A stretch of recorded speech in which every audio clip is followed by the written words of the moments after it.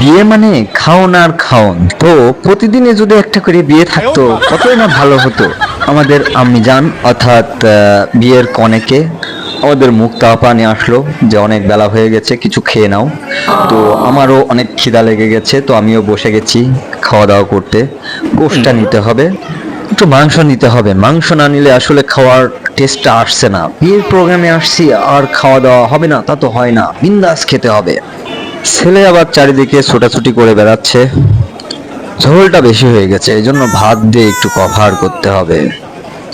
ছেলে শুধু আমার আশপাশ দিয়ে রাউন্ড দিচ্ছে। মাংসের স্বাদটা যা হয়েছে না, খুবই সুন্দর হয়েছে। প্রত্যেকটা খাবারই খুবই সুস্বাদু হয়েছে।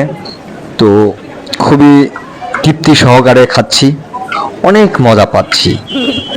আমাদের ঠিক পাশের টেবিলেই বসছে আমাদের ডক্টর মারুফ আহমেদ স্যার, সাথে আছে জুয়েল ভাই এবং রনি ভাই। তো খুবই সুন্দর পরিবেশে সবাই খুব সুন্দরভাবে আপ্যায়ন করছে, আর এদিকে আমরা সবাই বসছি।